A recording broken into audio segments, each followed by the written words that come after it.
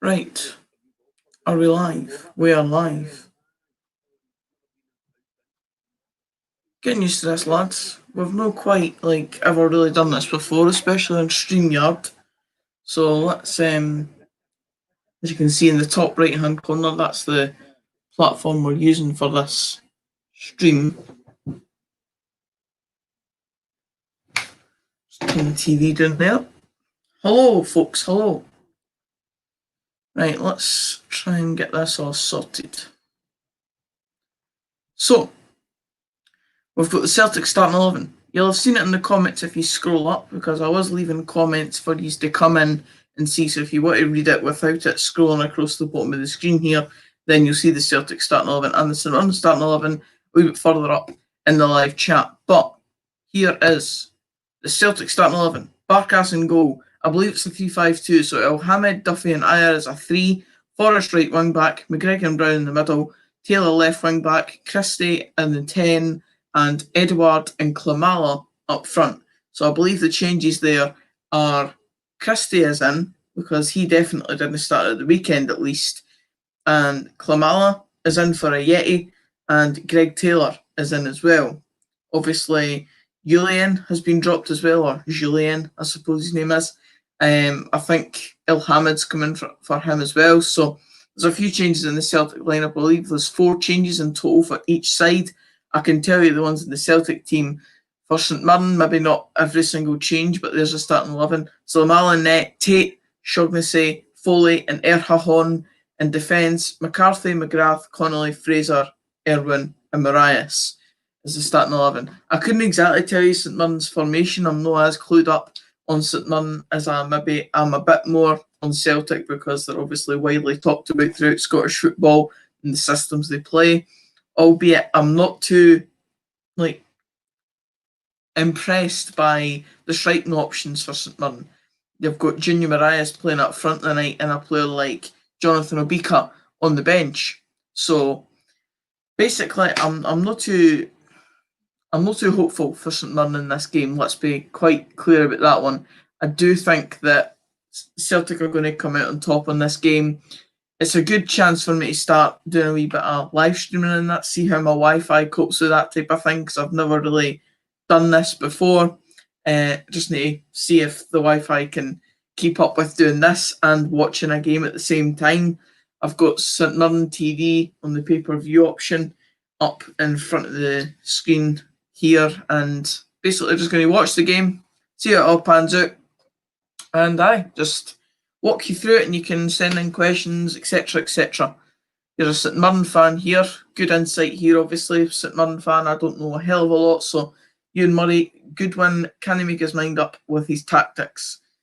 That's fair enough. I mean, in my opinion, technically, I think it's more about maybe the team selection in terms of personnel, because obviously a player like Obika being on the bench, it's a bit of a strange one. Obviously, you've coming into this game, Goodwin would have maybe expected a player like Julien to start, and in my experience of watching Julien anyway, I would have assumed that, a tall striker up front against him would have been the way to kind of go at one of Celtic's weaknesses. Obviously, Julien isn't now playing, and Marias sees him still starting up front for St Mirren. I've never been that convinced with Marias. There he is coming out on the pitch right now. I don't know. I just don't know if he's got goals in him. I don't know if he's got enough goals in him. If that was the Old Firm game and 3 goalkeepers were out, it would have never happened. Even tonight, that game should have been played already. I mean, this game's obviously the one that's caused the weekend just past to become a double game week, because obviously the initial game got cancelled due to volleyball and goalie leaving to go to Spain and not telling anybody, and then coming back and playing a part in the Kilmarnock game. It's all a bit of shambles. But of course, at the weekend, St Mirren, 3 goalkeepers out. Now Bobby Zlamal finds himself playing 2 games within a week for St Mirren. It's a strange one. It's a very strange one. I don't know if... He obviously didn't have a great performance at the weekend. Really didn't shine any light on himself. And he's now back in for a game against Celtic. He's not exactly going to have the best run of games to try and prove his quality, but we'll see what he performs like tonight. It's obviously a fixture that St Mirren would love to pick up some points for, but I don't know if I can see it. I just don't think they've got the firepower up front to do it. Here's an interesting one. Peter Mackay. I know for a fact this guy's a Ross County fan, and he'll have experience of watching a player like Lee Irwin, and he's obviously recently signed for St Mirren.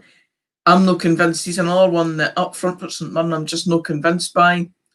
The only real striker that I'm convinced by at St Mirren is Obika, just because he's got that goal scoring record and he's had it in England wherever he was at before that, before joining St Mirren, and then since he's come into Scottish football, he's pretty much done the same thing. So I wouldn't say that any other St Mirren striker that is there is going to offer the same as Obika would.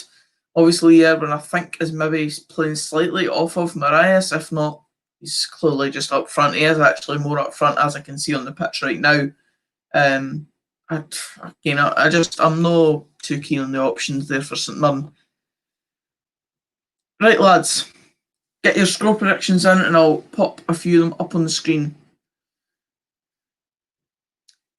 There's a comment here. Are you doing an SPFL Championship table prediction? Aye. Loads of folk have asked me this. It's obviously one of the videos that I'm going to do every single year. It's just been a case of, obviously, the Championship is taking forever to start. And the case is that I was waiting for transfers to go through, etc., etc. If I had done the video when folk were initially asking for it, which was basically all the way back when I did my Premiership one at the start of August, if I had done it then, I would have completely changed my mind at this very moment in time, because teams have made more signings, etc., etc. So I'm best to wait until a good time to actually go and do that video, so that I know I'm making the right decisions on what I predict. So we've got Mike's Gaming HD saying St Mirren 2, Celtic 0. I don't know if he's doing that just to try and cause a bit of, I don't know, like, be a bit controversial, I suppose. 1872 Jordan, pretty clear who he means by them, by his profile picture right there. 0-4 them, so not before, not to Celtic. Hello to Adam. There's another guy, 4-0 to Celtic. 1-0 St Mirren, big Obika to score. 1-2 with a picture of Bilal Mojni as his profile picture. I wonder who he supports. Is it Rangers, or is he just taking the piss with the Mosney picture? Obviously, Obika's no starting, so... Oh, wait a minute. It's a goal. It's a goal for St Mirren. I've literally just put my head up and it's a goal.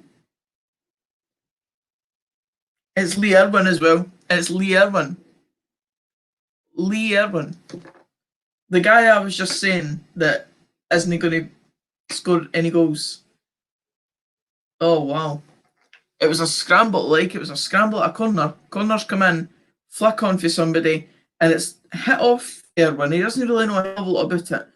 Cross in, a header on for a St Mirren defender, probably, and it comes in at the back post to a pretty much unmarked Lee Irwin. Christie was slightly on him, but no anywhere near as much as he should have been. And it stands. It's 1-0 St Mirren. Wow.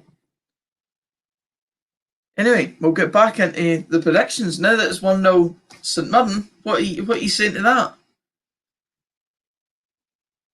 Wow. I did not even expect St Mirren to get a goal tonight. I think in a couple of score prediction leagues that I'm in with folk, where obviously you just predict the score of games, obviously. I think I said like 2-0 Celtic. And I'm clearly going to be wrong on that front, because that scoreline's well gone. And there he is, Peter Mackay. Ben, what did I tell you, mate? I knew it. Aye, well, that's just how it goes sometimes, football, Lee Irwin's got a really bad goal scoring record, though, didn't he? Like, surely I'm right on that. I swear I've heard that he's just not got a great goal scoring record. Is it not something like 30 goals in his full career or something like that? Breathe DUFC. So it'll be 4-1 Celtic now then. Aye. Imagine. I actually need Celtic to perform here, because I've got Odsonne Edouard as my captain, and I've got Ryan Christie in my midfield in my Fantasy Scotland team. So that's another thing to drop in the comments, actually. Let me know what players you've got in your Fantasy Scotland team, how are you doing, etc., etc. I put a video up about it recently, about my team and stuff like that. I'm doing alright, I suppose. I've got a decent points tally. I'm never going to finish top of my league, certainly. I'm top of a couple of leagues, but that's only because there's not as much people in them. But I'm not doing that well. There's Ewan Murray back in, St Mirren fan. Yes. Are you watching the game, Ewan, or am I your only source of live St Mirren action? What's the app called for Scottish football? I'll show you it on the screen right now, Mike. Just give us a second. It is indeed Fantasy Football Scotland. You see it right there, and you obviously load it up and you go and set up your team, etc., etc. I've made transfers from my team for this weekend's games. Obviously, this game right now is part of the game week that has just passed in the weekend. So my team from the past weekend is still my team for this one game in the midweek, and then my team changes based on the transfers I made, etc., etc. So I made one free transfer and then brought in another transfer, which is going to deduct 4 points for me, but I think it's worth it. So my team at the moment is I've got Dundee United third choice keeper in goal, but I think I've made an error with that, so I'm going to bring Siegrist back in for Dundee United. I've got him on my bench. My defence is Goldson, Stuart Findlay for Kilmarnock, Hakeem Odoffin for Accies just because he was a cheap option, Barisic for Rangers, obviously, Scott Wright, Aberdeen, Chris Burke, Kilmarnock, Ryan Kent is my vice captain, Christie, Edward is my captain, and Nisbet is my other striker. And on the bench, as I said, I've got Siegrist, but I'll sub him in for the weekend. I've got Henderson for St Mirren, who I believe may have just transferred to Clyde. So I don't know if that's going to cause me any issues, but he's in there anyway just because he's a cheap option and gives me a bit of budget to play with. I've got Josh Reid from Ross County and Billy Mackay on the bench as well. But the changes I've made to my team for this coming weekend makes it look like this. Now I'm going to sub in Siegrist, like right here, right now, just to sort that out. So my team right now is looking like Siegrist, Goldson, Duffy, Barisic as my three at the back. Then I've got Scott Wright, Chris Burke, Ryan Kent, and Greg Kiltie in the midfield, and Odsonne Edouard, Kevin Nisbet, and Billy Mackay up front. Now I'll probably keep Billy Mackay in for one more game week, and if he doesn't do anything, then I'm going to transfer him, and based on that, I'll tell you who I could possibly get, and you can maybe even give me some suggestions in the comments as to who I could replace Billy Mackay with, because I'd have a budget. Oh, there's an obvious choice. There is an absolute obvious choice for me. Right, I've made my mind up, right?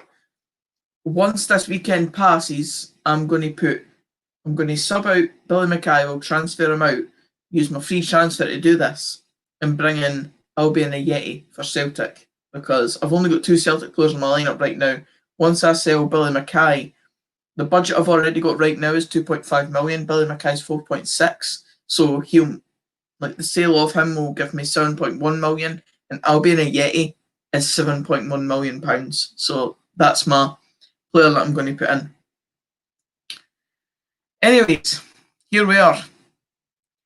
It's an interesting game anyway. Oh, and I've not even updated the bloody banner. Sitting, talking about fantasy football. I'm not even updating the banner. There we go. And I can take Mike's comment off the screen right now if I can go and find it again. There we go. Take that off the screen. I have absolutely no one in my team from this game. Can I join your league? Kieran Ross, I actually think you're a bit late. I think the deadline to join leagues passed at the end of August. So I don't think he can actually join any more leagues, which is a bit of a shame because obviously you would have probably come in and played a part in it, but I think it's just too late to join leagues now, unfortunately.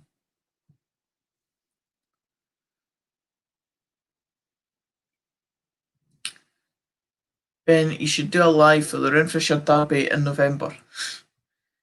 If it happens that Dunfermline don't play on the same day, then I might do. And if, for maybe obvious reasons, fans can't get into stadiums, I don't suppose neutral fans will be able to get to these games, but I could possibly do that. There is no reason why not. So, don't see why not. Shankland, is that better than Nisbet? I always get confused with those signs. I'm assuming he means Shankland better than Nisbet. Let's not get into that debate again. They're both really good strikers, really good Scottish strikers. Let's hope that they both develop so that we've actually got some decent striking options in Scotland, because at the moment, pretty obviously by the choices we had to make with the Scottish national team recently, there isn't that many good striking options in Scotland. If you're having to rely on a player like Ollie Buck still in a Scotland squad, it's no good look. There's Hybe's Fan TV. Now you can join leagues throughout the season, you just go with how many points you have already. But I just looked there on the app and I could not see like how, you know what I mean, like the code to join my league anymore.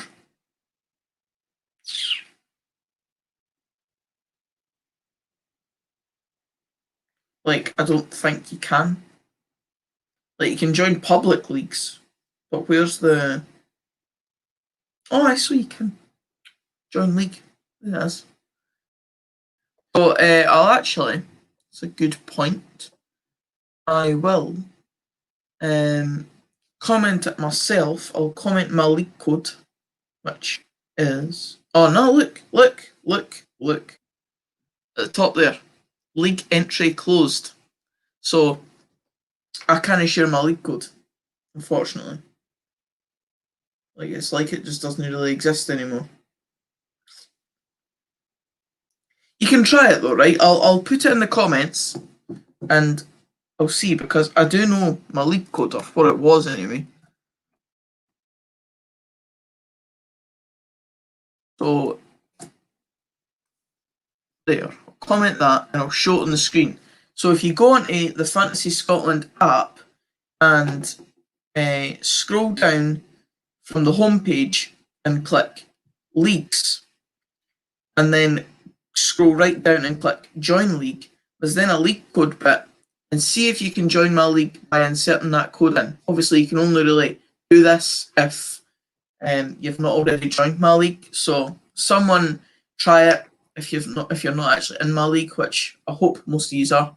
And just let me know if that works. It'd be good to know if that still works. Obviously, it did say league entry closed, so I do expect that we can't get into it anymore, but I'll leave that on screen for the next 5 minutes or so. But I've seen a couple of people ask stuff here. 1-2 is said up a bit in the chat. I'm a bit embarrassed. I'm 574th in the 1885 Premiership. I'm a bit embarrassed myself, to be fair. I'm 214th in its own league. I'm 127 points away from first place. So it's not a good look for myself. I've got some decent players on my team, but like, you need to get pure lucky, man. And also, obviously, you need to pick good players as well. Like, for example, the guy at the top of my league has got Tavernier as his captain. Now, it's quite a smart pick, to be fair. And after I sub out Billy Mackay and put in a Yeti this coming week, I'm probably going to, for the next game week, use my free transfer to sub out maybe Barisic and put in Tavernier, because even though Barisic does provide assists and the odd goal here and there, Tavernier does it far more often. So I'm probably going to do that in the next couple of weeks, because Tavernier is obviously very good value for money in a Fantasy Scotland case. And imagine the amount of points he's been getting because he's keeping clean sheets and scoring goals. And this guy that's top of my league 76 points in the game week just past there. He got 26 points for Tavernier being his captain. So he's doing well. And basically every single one of his defenders kept a clean sheet, including Barkas in goal. So that's a class setup he's got there. And you can see why. He's actually 19 points ahead in my league. So credit to the guy. Kenny Gardner, if you happen to ever see this clip, or if anybody knows of a Kenny Gardner, tell him that I'm congratulating him on being way out in first place. Right, let's get a few questions in, lads. Don't know, someone's saying there, it doesn't allow me to join your league, and that's kind of what I was expecting, obviously, and I kind of thought that leagues were shut for entry, so proves to be the case. Sorry for anyone who either hadn't downloaded the app yet or just didn't join my league, but you now can't. Maybe that might change mid-season. Maybe they might open a bit up for people to come and join leagues again. But for now, you can't get in. So. Shankland and Nisbet up front for Scotland together. I personally think that as a pairing, they might be too similar in a way. I can't see it ever being the case as an actual pairing for Scotland, especially because I play like if you've got Steve Clarke as your manager, for example, he's probably always going to want a target man up front. So you're probably always going to have the same plethora of strikers to pick from in terms of like Lyndon Dykes, Ollie Burke, Ollie McBurney, etc. because he likes a target man, so he's going to choose those type of players for his squad. You might get a Lorne Shankland and Nisbet in the same squad, but not in the same starting 11. You probably have one and then an other. So it might be like Dykes and Shankland or Dykes and Nisbet. I would really expect Nisbet to go on and become a Scotland cap player at some point in his career because the guy's got so much talent. And even though he didn't know much about his goal at the weekend for Hibs, he's got that knack of being in the right place at the right time. And if you've got that as a striker, you can't really complain, can you? Now, here's a wee controversial opinion. Dundee United fans in the chat, let's hear your replies to this one. Nisbet is so much better than Shankland. He's a fraud, 0 goals in the top flight. That's obviously referring to Shankland. Now, that's a bit an unfair opinion because, or unfair statement to make because obviously Shankland's been injured and really not had a chance. As lightning reactions goes on to say, he's played one game in 15 minutes on top of that. So, obviously, it's unfair to saying about Shankland's goal scoring exploits in the Premiership so far. Both players have scored tremendously at lower league level in Scotland, and I do assume that they'll go on to score a decent amount at Premiership level. Nisbet's already started doing that. I think I've seen his joint top scorer in the Premiership, so he's doing a good job. If not, then Edward's just ahead of him, but Nisbet's certainly done a good job so far. And hopefully it means Dunfermline can get a wee money back at some point.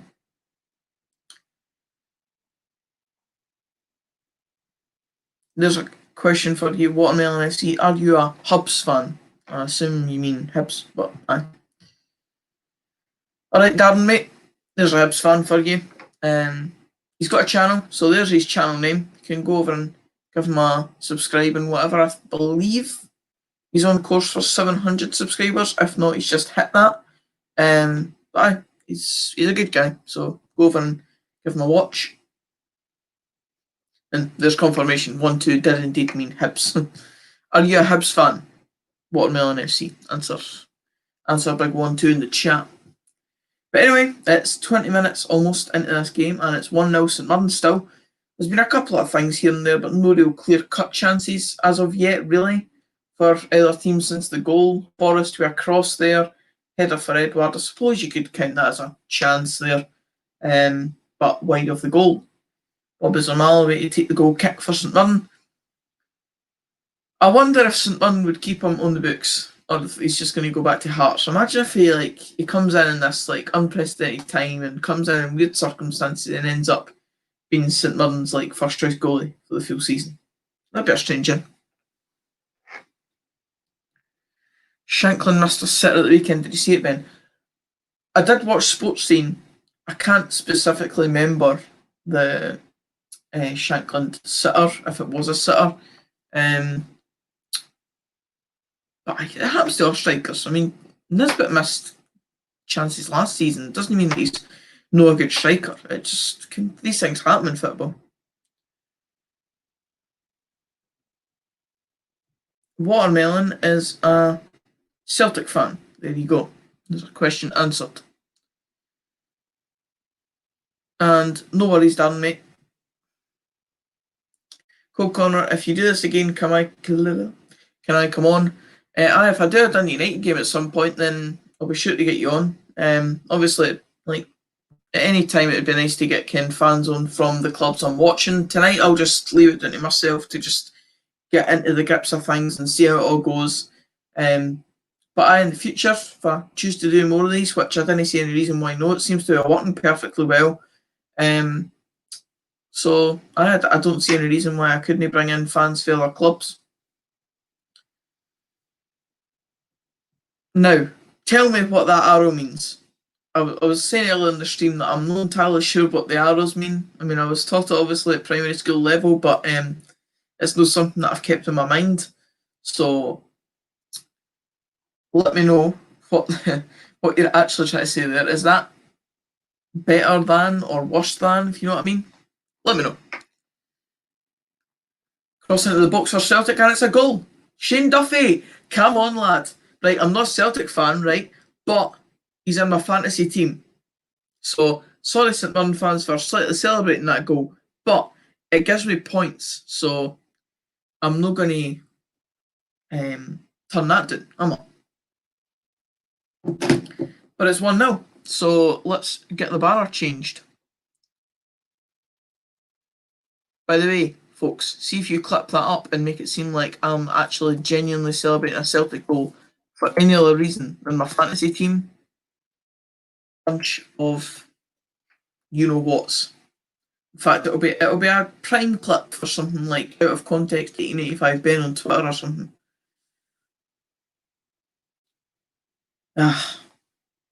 Oh! Ryan Christie assist as well.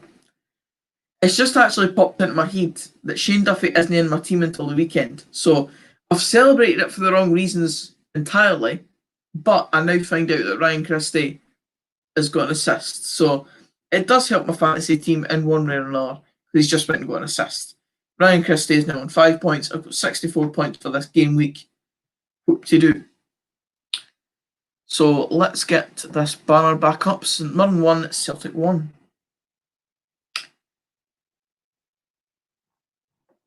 Scott Bain is Celtic's best keeper. I don't know if I agree with that one, but hey ho. There it goes. There's another yin. Went from Dundee United to Celtic to whatever you want to say. Jesus. Hello, Callum Coyle. Pleasure to have you in the stream, my guy. Just to let you know, Ben, that's me predicted both goal scorers. Did you comment earlier saying that Duffy would score or something? Because if you have, kudos to you. You're brilliant at this prediction thing. Maybe I should get you on the Prediction v Subscribers video if you fancy it. I mean, all you need to do is predict the games this weekend, send me videos on Instagram, and Bob's your uncle, Fanny's your aunt, and you're in. So, if you want, you can send me predictions on Instagram, Peter, and can be part of the video if you fancy it. Ryan Anderson was going to bring Duffy in my Fantasy Scotland team. Have you got one free transfer for the upcoming weekend? Because obviously you get one free transfer every game week. Have you used that? Because obviously you could try and get Duffy in somehow. I would recommend it. Is there a no context 1885 Ben account? Indeed there is. Now obviously with the channel being a bit dead recently in terms of views, there's not been a hell of a lot of content posted on the account itself. But indeed there is. 137 followers, pretty decent follower count in my opinion, but there it is right there. At OOF1885Ben on Twitter. It's a good be account that. But the last thing they did was retweet my Stevie Crawford interview, so it has been about a month or so. It's there, it's no very active, but maybe it will become more active when there's better content to come with football coming. and clips like the one just previously, if they happen to see that. Shambles. Celebrating a Celtic goal. I should never have done it on camera. You doing a live stream for Sunday? That's a good point, to be fair. Because there is games on Sunday. But, wait a minute. I'm out on Sunday. I could wait and see what time I come back, but I am actually out on Sunday, so I might not be able to do it. Might need to wait until the next weekend, because the game's on Sunday.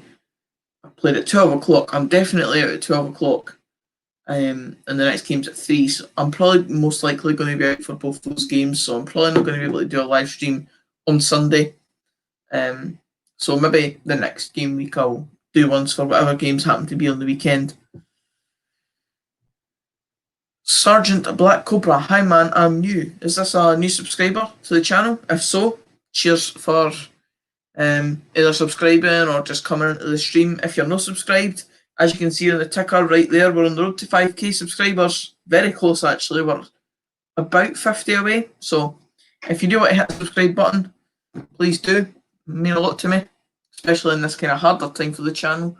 I don't know if you want to really speak about that. It's a bit of a downer subject, but it's not been great recently.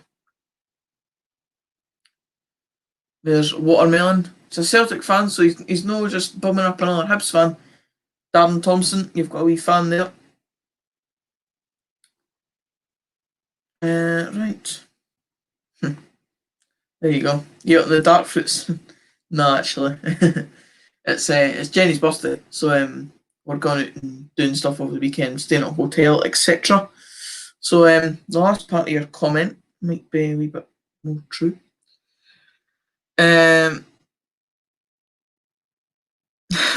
Colin Ritchie here. Ben, please don't watch Motherwell, you'll fall asleep, mate. I'm not going to lie, the last game that I done on this channel was Watchalong. Well, no Watchalong. I wasn't doing it live or anything. I just recorded my live reactions to it and put it in a video and uploaded it to the channel. But I was watching Motherwell v Hibs.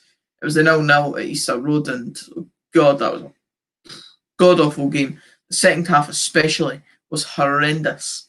And I just lost all hope in doing those kind of live reaction videos after that.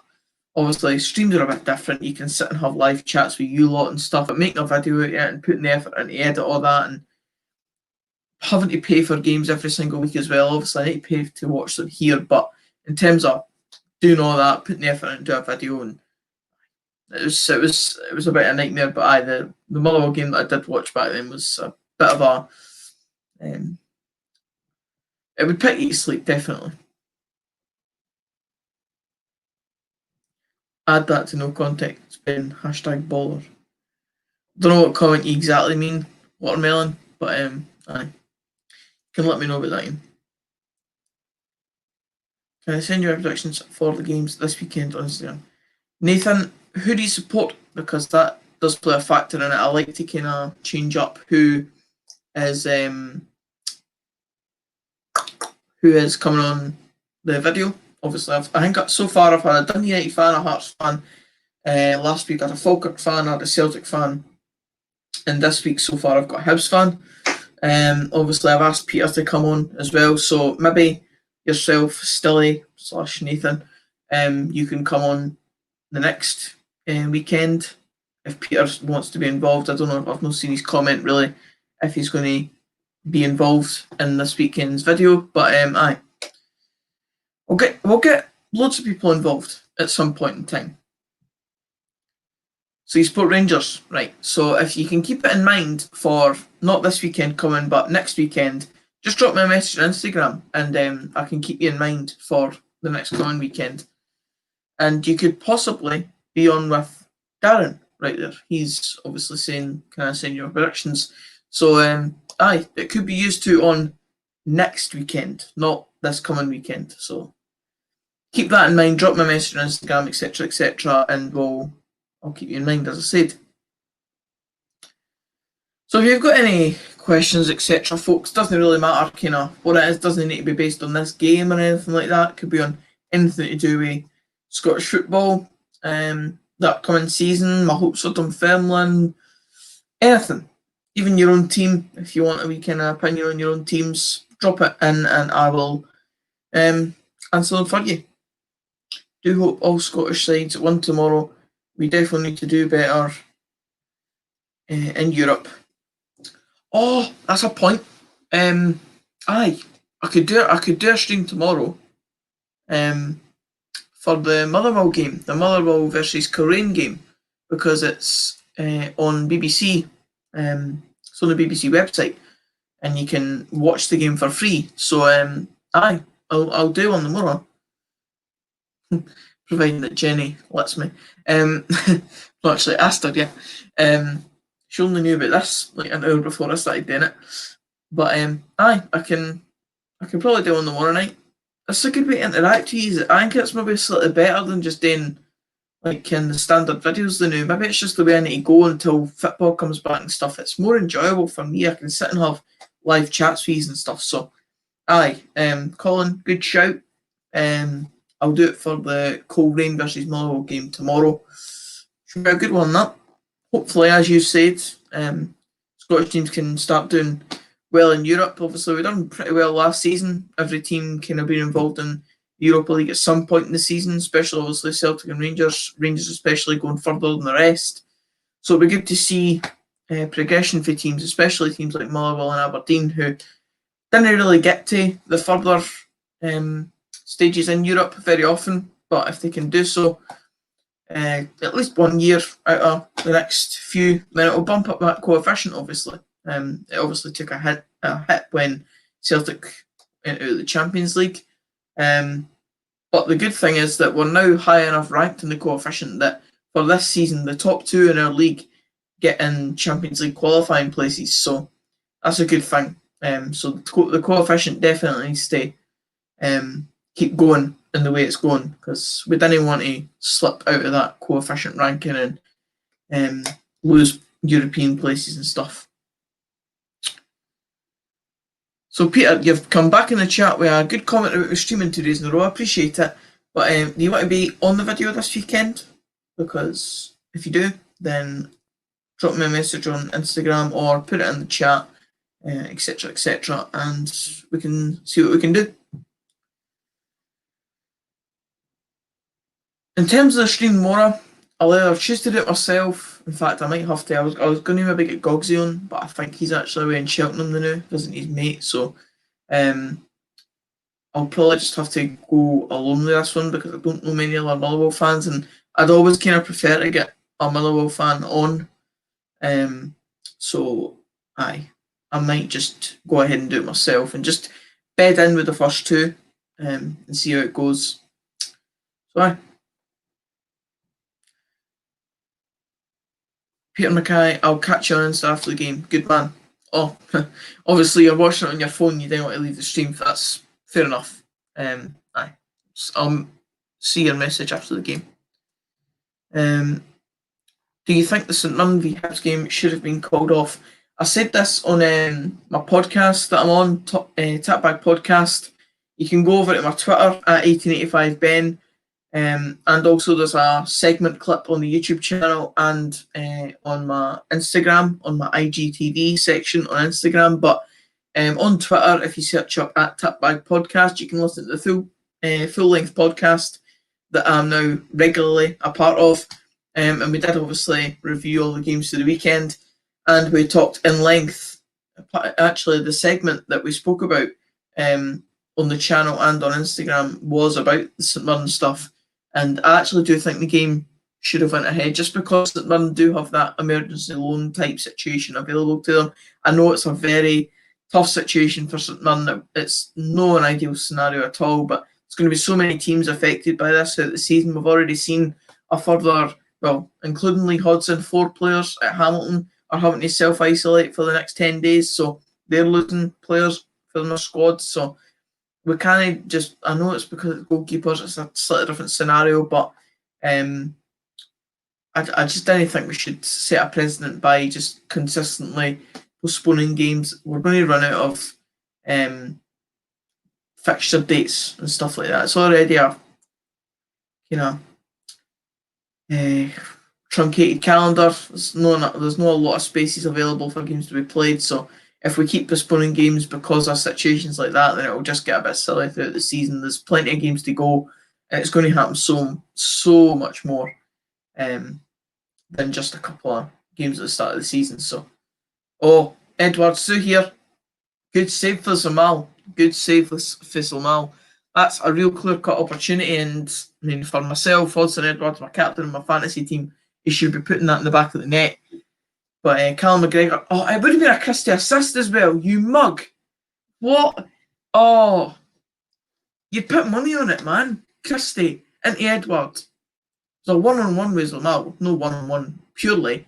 He was in the box, near enough the 6-yard box, and Zamal made a good save. But it's still 1-1 at the... What's St Stadium called? St Mirren Park, or is it the Simple Digital Arena? Let me know. Mike's Gaming HD have experience of streaming anything assistant. Oh, it's a goal! It's a goal! It's a goal. James Forrest. Did he just header that? Are you telling me I saw James Forrest header? It's 2-1 Celtic, but I think I've just seen a James Forrest header, and I can't believe it. He's running away, delighted with himself. I've not got him in my fantasy team. Christie assist, come on! Yes, and it was a James Forrest header. Header at the top bag as well. Good header for the boy. But James Forrest is one of the last players that you expect to see score a header. But 2 Christie assists in this one game. What a time to be alive for the fantasy team. Points. Christie on 8 points. Come on, the lad. And there's Watermelon FC going on about it again. Ben buzzing about a Celtic goal. Get it up, ye. Get it up, ye. It's because of the fantasy team. Come on. Go to support the culture.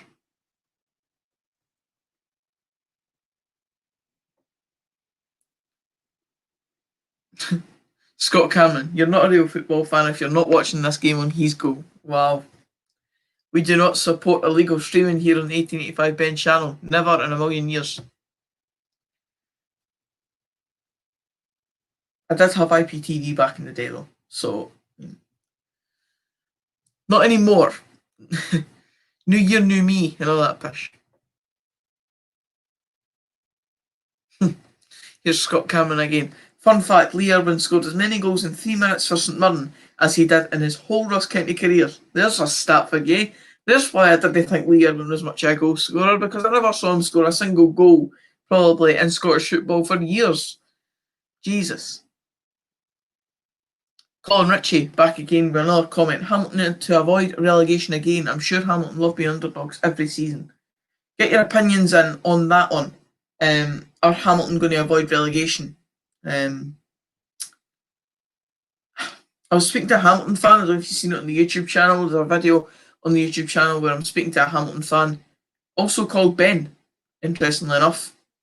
St Mirren have just had a call there. The players are saying it might have went over the line, but referees haven't done it.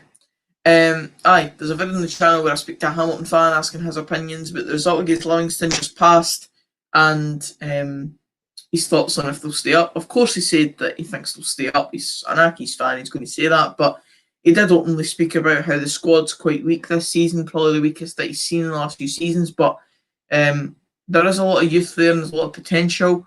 He thinks they need more experience overall. Obviously, a lot of people would have had them bottom of the league again, and in my Premiership predictions on the channel, I had them rock bottom. So I don't see them surviving personally, but you'd be a fool to not think that it is a genuine possibility because they've stayed up for 5 or 6 years. I think it's coming up the 7th season. I think this is the 7th season if they stay up. So 1-2, Hamilton will stay up, in my opinion.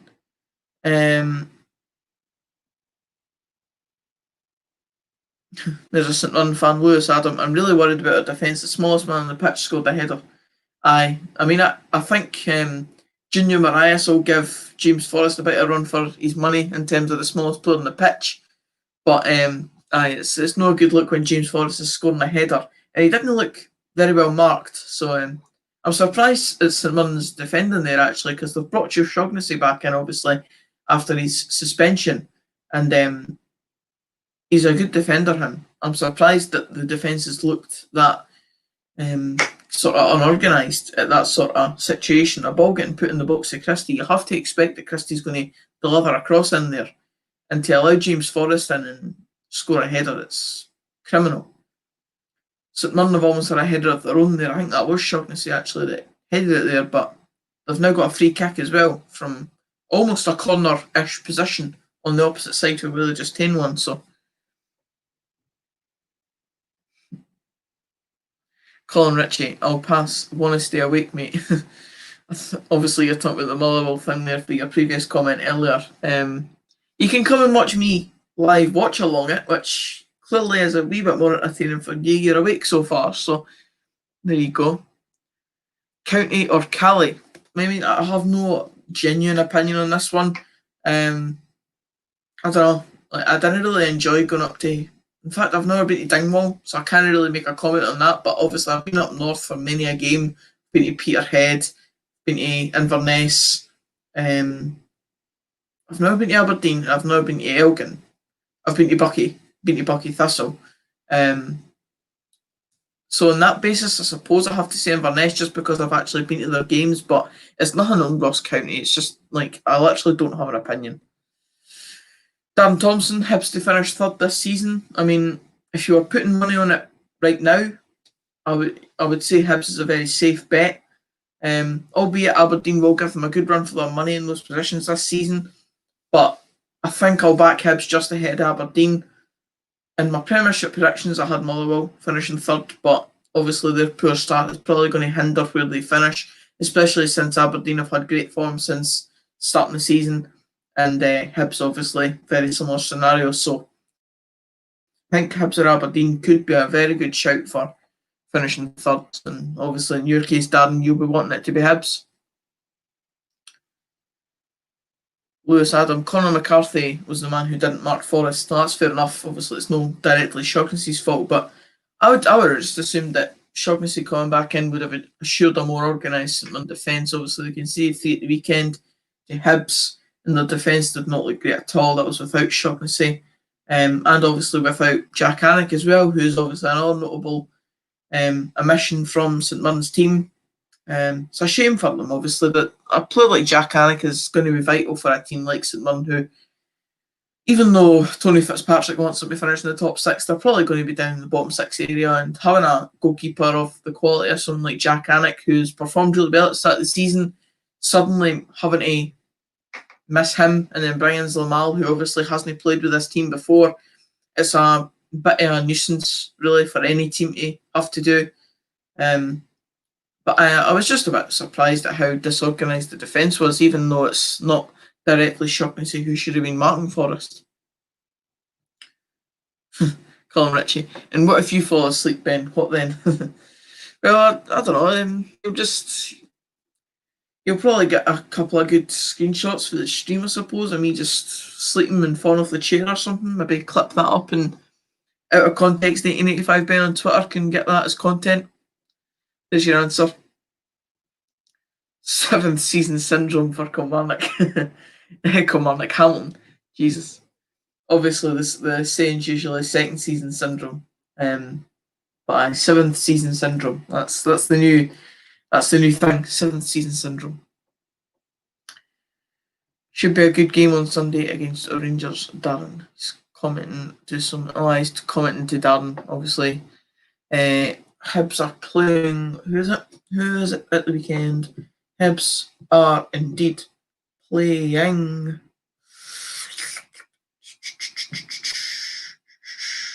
Rangers.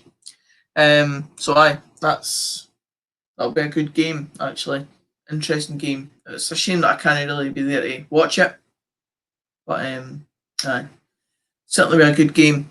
Fight between, arguably, obviously, with Aberdeen being in the conversation as well, but second and third as well in the country. Rangers at the moment, obviously top of the league, but In terms of in recent years, it's been obviously Rangers being pretty much second best in the league to Celtic. Here's a question. Do you think Dunfermline will be able to compete with Hearts? Now, this is an interesting one because obviously it's a massive season for a team like Hearts who need to be back up in the Premiership at the first time asking, pretty much. And for a team like Dunfermline to challenge them, they'll need to keep up very consistent form throughout the season and basically almost go undefeated at East End Park, because you've got to assume that Hearts will go undefeated at Tynecastle in the vast majority of games. They'll maybe get the odd defeat just because there is some decent teams in the Championship with some good players in their teams, but I don't know if Dunfermline can compete with Hearts. I think Hearts will win the league and maybe by even up to as little as 5 or 6 points, and I'm saying as little as because I don't think they're going to run away with it, but I certainly think that they will win it by a good couple of games at least.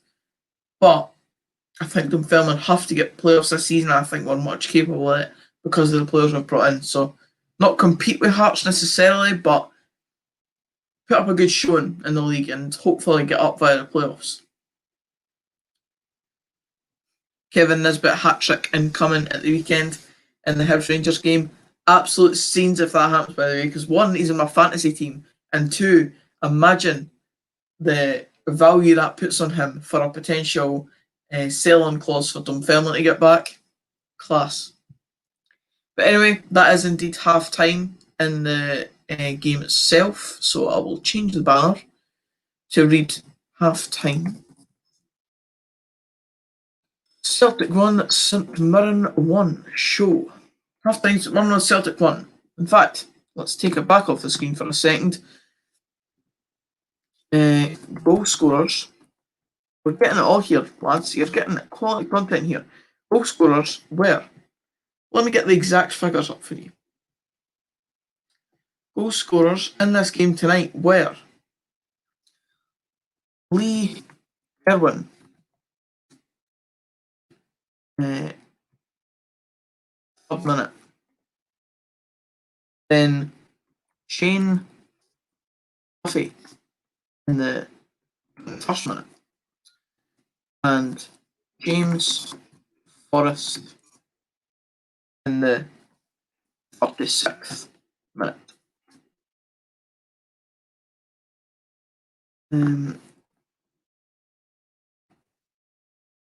Save, show, bang, there you go. Can I say that the effort's still been put in here, lads? Let's get back to the comments. It's half time, as I've said, as you can see on the ticker there. Got an interview with Sir Tony Fitzpatrick on St Mirren TV right now. I'm sure he's claiming that his team should be finishing second in the league and going for Champions League qualification, but hey ho. Max297, final score prediction. It still reads 1-1 Celtic. Wow. Idiot. I've just put in the goal scorers and I did not change it to 2-1 Celtic. I didn't change it to 2-1 Celtic during the game when it happened. Talk about quality content, eh? Final score prediction. Let's go for. I'm going to say a Celtic win. I said that at the start, and I'm going to continue to say that. Obviously, a bit of a surprise start with St Mirren going 1-0 ahead, but I'm going to stick with a Celtic win, and I'll say that the final score will be St Mirren 1, Celtic 3. One more goal in the second half. And let's hope that we can get a hat-trick of assists from Ryan Christie, or he can get on the score sheet for the sake of my fantasy team. In fact, we need a goal for Edward. He's my captain. So that's one that we need to come in. What signings do you want us to make before the start of the Championship season, in brackets, realistic? Now, it's an interesting one, because I don't genuinely think we need a hell of a lot more. We probably need another backup kind of winger player who's going to come in and provide competition. We've obviously been linked to a player like Fraser Murray on loan for Hibs recently. So if that's still a possibility, he might be a good option. Ethan Ross was muted a wee bit. He was on loan at us last season for Aberdeen. He was kind of rumoured about a wee bit, but no hell of a lot. other than just fan speculation, I suppose. Kerr McInroy was another name that was floated about, but nothing's really come of it. He's a central midfielder, I believe, that could probably play at the back in some stage. So those are kind of realistic names that I've heard. I think we definitely need kind of maybe one more central player in the midfield, a winger. I think we've maybe got enough strikers, unless one gets sent out on loan, then we maybe bring in another on loan. And maybe a backup right back. If we don't, I don't think we actually have any backup actual right backs. Correct me if I'm wrong. We have backup left backs. We've got Josh Edwards, Lewis Martin there, and at right back we've got Adam Comrie. Forgive me if I've signed a full back and I've just completely forgotten. But obviously in the summer we've brought in players like Paul Watson, Stephen Whittaker, Ian Wilson, Kevin O'Hara, Declan McManus, Dom Thomas and Owen Vaughan Williams. So they're the players that we've brought in so far, and Stevie's made it very clear that we're going to look into the loan market because you can get 6 loans this season, I believe, from clubs. So we're obviously going to delve into that market at some point, and also the squad and those names that I mentioned before could be some names that are a bit more realistic to expect. Obviously, we got the German investment recently, but that doesn't mean that we're going to be jumping into the market and splashing the cash on Kylian Mbappe to come in for the backup winger to Ryan Dow. Joke. Scottish baller. Lennon needs to go. Not a very good manager. Wasn't a good appointment. I thought that at the start, actually. When Lennon first got appointed, I thought it wasn't a good appointment. But you can't argue what he's come in and done. Obviously, some decisions, like every manager, you criticise their decision making and team selection and stuff like that. But Lennon's come in and done all that he could do, really. He secured, what was it, the treble, and then he got he's on course to get a double treble if he goes on and he secured the double treble, was it? He secured the double treble. I'm getting all mixed up here. There's too many trebles for Celtic. I think he secured the double treble, and then he's on course to getting the treble from this season's Scottish Cup. I believe that's what it is. Correct me if I'm wrong. But aye. I criticised the appointment at first, but I don't know, it's no horrendous. It's just one of those things. Managers get things wrong every now and then, and the European record maybe is a bit of a stickler for Celtic fans. They obviously want to see their team be involved in Champions League football more regularly, and that's not been the case a lot of the time. But they're doing well and they're dominating Scottish football. You can't really sack a manager based on a really good record that Lennon's got overall. What Aberdeen centre back would you take at Dunfermline? Hey, Michael Devlin, what a coincidence. I've seen you in a stream before if it's the same guy. I would not take yourself, Michael. What Aberdeen centre back? What realistically, Ken? I'm not going to sit and say, "Oh, I'll take Scott McKenna," which I think like Scott McKenna. But let's have a look at Aberdeen squad. First team Aberdeen FC. Now centre backs. We've got Tommy Hobbit. Suppose Andy Considine can play there. Scott McKenna, Michael Devlin, yourself. Who else have we got? Ash Taylor. Who else is there? Is that it? I'm looking at the squad page on Aberdeen's official site here, and they've only got 5 defenders listed. I was expecting to see youth. Maybe I'm just in the wrong section. Filter. Defenders. Ronald Hernandez. Let's take big Ronald Hernandez. Looks like a bit of a foreign player and probably a bit exotic and maybe got a couple of flair and tricks in him. So let's just go with that because I don't know. I didn't rate you, Michael. So that's that. It's definitely no you that will be coming to East End Park to play a football. I suppose you make a good point there, Ryan. mean, they're not exactly right backs in the pure sense of the word. Whittaker, he's had experience of playing there in his past, so I suppose he is a backup option. Maybe maybe that's why Stevie's went for a player like that. And obviously we've got Lewis Martin, as you're saying there as well, who can play right back and can play pretty much anywhere across the back. Lewis Martin, to be fair to him. But I suppose you do have that kind of option of Whittaker being there. It's not the most obvious option, but it's an option nonetheless. Thoughts on Stephen McGinn at Hibs?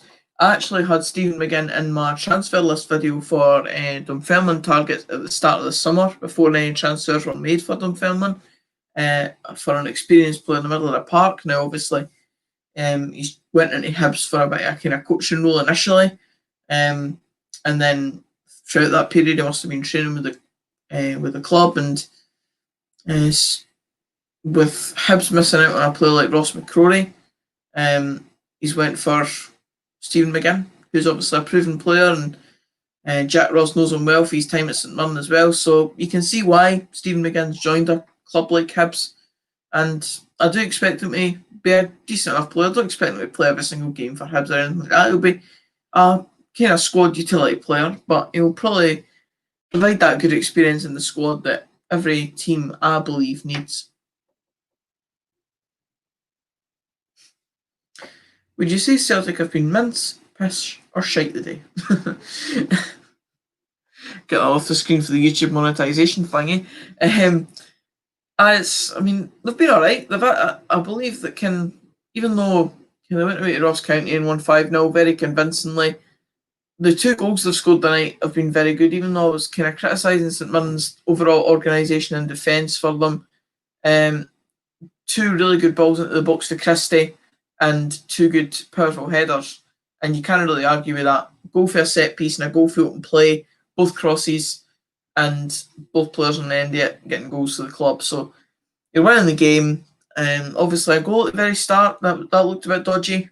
What's his name? Lee Irwin getting kind of left free in the box. But overall, I would say it's been not a bad performance for Celtic overall.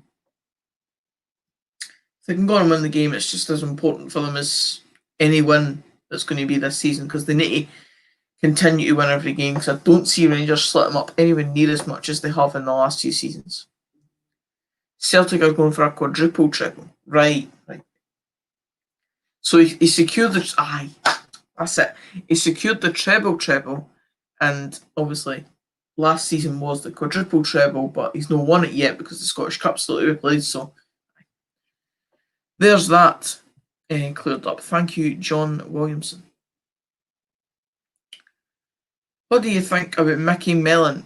There's a wee kind of Dundee United question in the chat. It's an interesting one, Mickey Mellon. He's obviously coming with a decent enough reputation when he was manager at a club like Tranmere. Did well with them and had a player like James Norwood scoring goals, etc.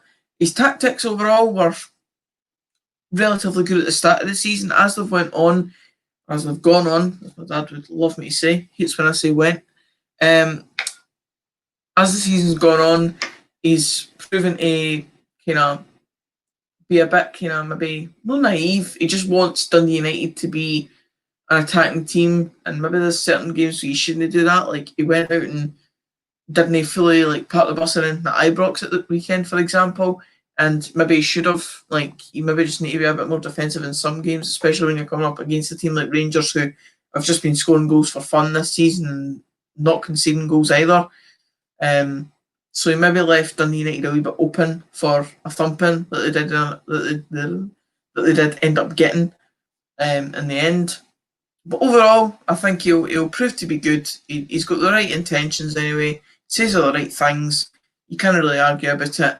If Dundee United continue to lose games, though, the pressure will mount on him, and the pressure will definitely continue to mount if he loses games and doesn't invest in the team or doesn't get the opportunity to invest in the team, because I think they just need far more Premiership quality into the team. They're still relying on a few youth players. They've got that Nielsen playing at the back, who maybe hasn't been horrendous this season, but I think you just need to maybe bring him out the team every now and then, and maybe just bringing in an extra bit of Premiership quality will help with his development as well as the team's progression in the league and getting points, etc. Oh, jeez. My throat is killing me. These live streams you need to sit and chat forever. Ben, opinion on Morton's third kit? It's quite a classy kit, to be fair, I think. It's like kind of black and dark blue kind of colour, so a mix between the two. And then you've got the kind of light blue detailing on the neck and the arms. You've got a wee button at the neck as well. It's quite a nice kit overall. It's a very solid kind of 8 or 9 out of 10 for me. It's probably one that Morton fans will snap up because it's just one of those kits that you can easily wear and almost wear it as a bit of a fashion piece rather than a full-on football kit. So I think it's going to be quite a popular one, and it's a nice looking kit. Prediction for Hibs Rangers on Sunday. It will be one of Rangers' hardest games so far. Of course, they have only dropped points to Livingston so far this season, and that was just a frustrating game for them. They've always had kind of frustrating times trying to play on Livingston's surface. It was 0-0 that time. They, again, obviously didn't concede. They've set a record for not conceding goals, so it'll be up to Hibs to try and break Rangers down this weekend, be the first team to score a goal against them. I'm kind of hoping my man Kevin Nisbet can do that, but I do expect Rangers to win. It'll be tight though. I didn't see them running over it like they did against Dundee United and other teams so far this season. I believe it will probably be kind of like a 2-1 Rangers maybe, but I don't expect, as I said, Rangers to drop many points this season, especially nowhere near the amount they have in recent seasons where they've basically just handed Celtic the title on a plate. Celtic lose goals against poor teams because Ajer and Jullien aren't very good. Let's be fair to Jullien, he's not playing tonight. But the marking for the first goal just wasn't good at all, as Celtic almost score in the first minute of the second half. So the second half has kicked off, and it was a cross into Greg Taylor there to just in the box where Callum McGregor came right onto it first time and put it past the post.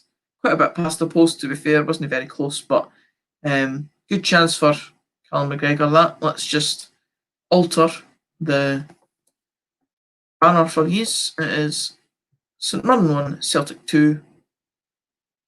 And there we go again. So let's get back onto this. I think I'm relatively quite far up the chat, to be fair. I've kind of not really kept up with it. Sorry if I miss your questions. If you want to kind of keep filling them in during the second half, if I've missed any, then do that. Don't really mind. Honestly, don't think Turnbull will do much at Celtic. I think I agree. Not because of anything to do with specifically David Turnbull or his quality, because he's a quality player, but the examples of players like Ryan Christie, etc., is what David Turnbull will be hoping for. But for every Ryan Christie, you've got a Scott Allen, etc., at Celtic. And in my opinion, I think anyway, there's more Scott Allens than there is Ryan Christies in the Celtic setup, where they get brought in and then they just never get the game time that they once had at the previous club. Ryan Christie's obviously broke the mould with that one, and he's now almost relatively a regular in the Celtic team. But for a player like Turnbull, I really hope that he doesn't become one of those players that just gets kind of shunned aside and on the bench all the time, because he's worth more than that. He's better than that. He's a class player, and he was Motherwell's best player for the best part of definitely half a season, and then for the start of this season he was good as well. So I really hope he doesn't end up just floundering away on the bench, because it's a waste of talent.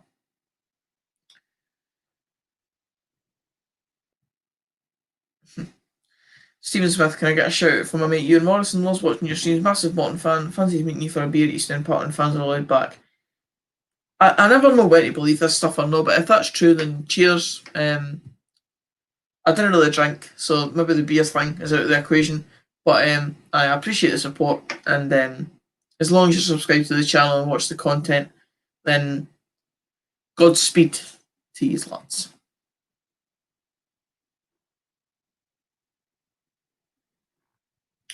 Who do you think will win the Premier League? Zoe, do you mean the Scottish or the English? And there's Glenda. Bring on the action. Come on, Glenda.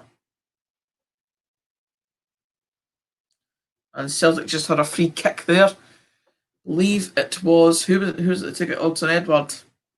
The guy's just not going to get on the score sheet, is he? It was a good hike for Zlamal, that. It wasn't really going to test him in the goal. Peter Mackay is back with a Ross County question. Best player at Ross County? In my opinion, it's got to be... Who's the best player at Ross County? I like Josh Mullen. I've always liked Josh Mullen. I don't know if he actually regularly plays for Ross County. That's an absolute scandal if he doesn't play regularly for Ross County, because he's an absolute baller. But for players that actually play, let's go for Ross Stewart, because he obviously bags the goals for the club. Glenda Anderson. Turnbull will come good eventually. I hope so. I hope so, Glenda, because he's a good quality player and one that should be the future of kind of a Scottish midfield, hopefully. In a national setup. Glenda Anderson back again. Josh Mullen, baller. Indeed. Definitely.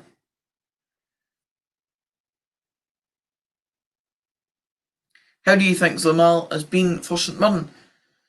Overall, Ken, he's come in and played 2 games and he's conceded 5 goals. So, I mean, on paper, that never looks good for any goalkeeper. He'll probably go back to Hearts. I said earlier, imagine if he came in and played a blinder against St Mirren and St Mirren chose to keep him for longer. But I can definitely see him just going back to Hearts after this, and that'll be that. In terms of his performances, he really didn't call himself in glory at the weekend. That Kevin Nisbet goal, despite Nisbet himself didn't really know much about it, so you can't really blame the keeper for not really being able to react in time for such a close-up thing that just hit off Nisbet, really. But he's no quality goalkeeper. Hearts fans didn't rate him. It was brought in as an emergency thing for St Mirren because it was probably their only option, really. So Zlamal's probably not going to really have a future. Definitely at St Mirren, and probably not even at Hearts, because obviously they've got Craig Gordon in. Pardon me. Peter Mackay. He doesn't play as often as he should. Mullen is unreal and needs to be starting for us on Saturday, in my opinion. If he doesn't continue to start, he will get snapped up by somebody next summer. Guaranteed. Because he's worth more than sitting on the Ross County bench. I'm sorry. Especially if the team... If he's not been going under a pretty bad run of form recently, surely he should be kind of chopping and changing the team a bit and bringing him in, because he's a quality player. And if you need service into your strikers and the odd goal every now and then, I don't think that's a much better player that Ross County could have other than Josh Mullen. Realistically, obviously there's many better players than Josh Mullen. But in terms of who Ross County could have in their team, you've got him there on the bench at your disposal. So I didn't see any reason why you shouldn't be utilising him. But I'm no Stuart Kettlewell, so that's maybe why. Oh, give me a voice a wee break here. We're in the 52nd minute. It's 2-1 Celtic. The ball's kind of just getting passed about the back, and they're trying to push forward. St Mirren have obviously got a lot of men behind the ball. In fact, there is no players. In fact, every single player is in St Mirren's half, including every Celtic defender. The only player in the other half is Barkas for Celtic, and I wouldn't be surprised if he's playing a Manuel Neuer type and is up at the centre circle at this point, because he's going to have virtually nothing to do for the rest of the game, I would imagine.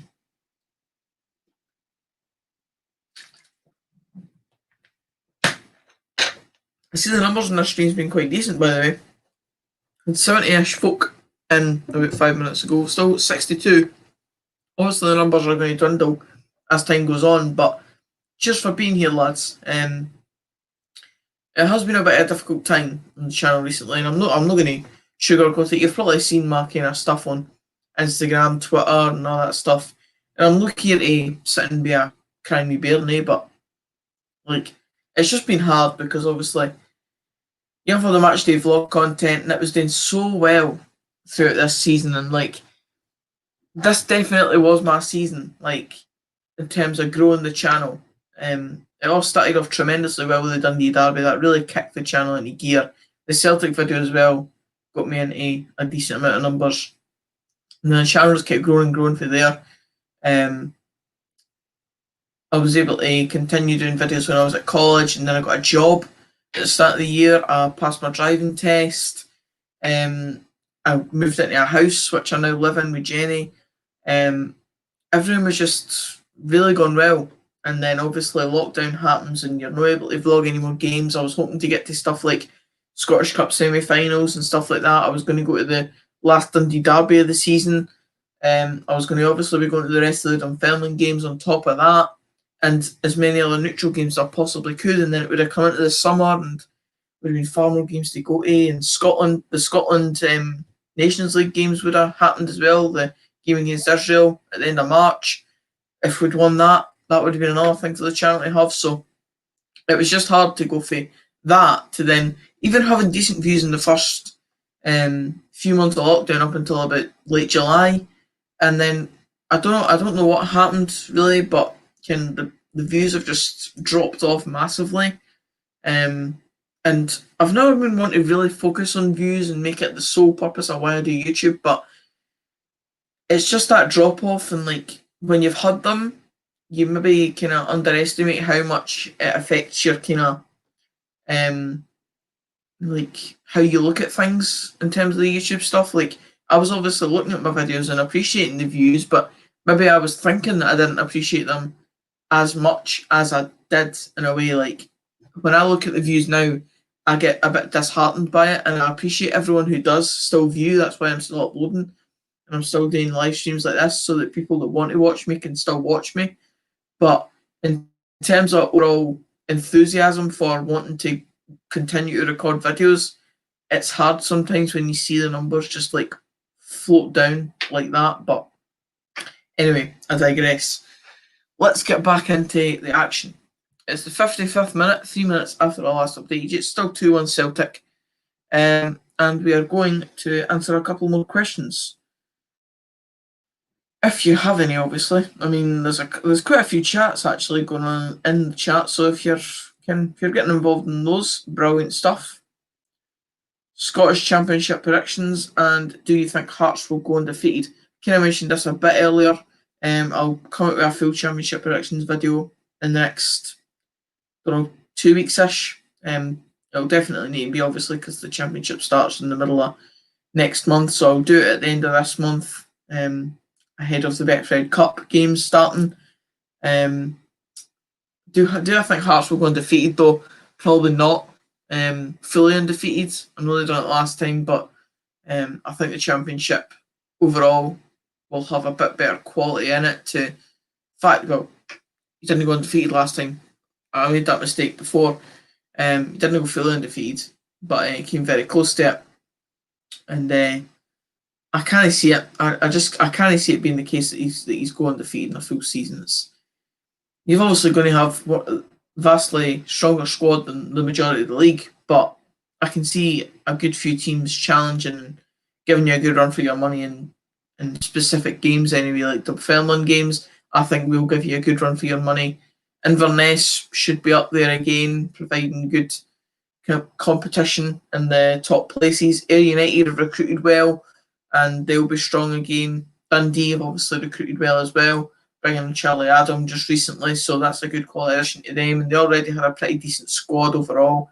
Brought in a player like Lee Ashcroft at the back, brought in Danny Mullen and Alex Jakubiak up front. Albeit that I don't really rate Alex Jakubiak as much.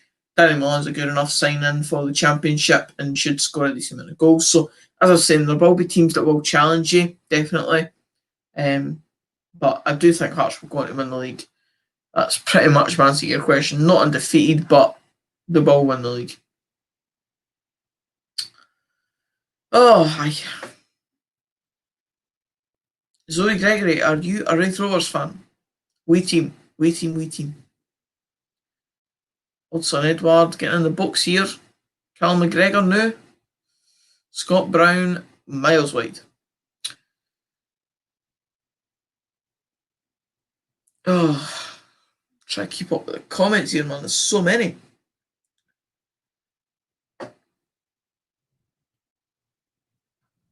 This Marias boy is good. Nah, man, I'm not having it. I'm not convinced by him. He's tiny. I, I've never really seen. He definitely didn't score a goal last season. He's not scored any this season, I think. So I don't see what he's there for. Like, he's not there for a target man. I don't. He doesn't look a hell of a pacey. So is he really there for? Well, there he is running there. Actually, he looks quite fast. Why did he not play him in though? That was the perfect opportunity to play him in. Lee Irvin should have got that on target. One, the ball should have been played into Marias. He made a perfect run and he would have been clean through. And then Lee Irwin gets the ball on the edge of the box, cuts inside, and has a clean pop at goal. And Barkas is actually flat footed, and Lee Irwin puts it over the bar. Cuts inside, leaves Scott Brown for dead, and then just hits it over the bar, man. That's poor. Jeez.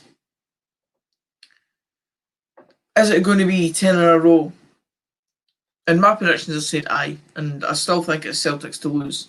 So I think it will be 10 in a row. Scottish baller, Queen's Park looks alright.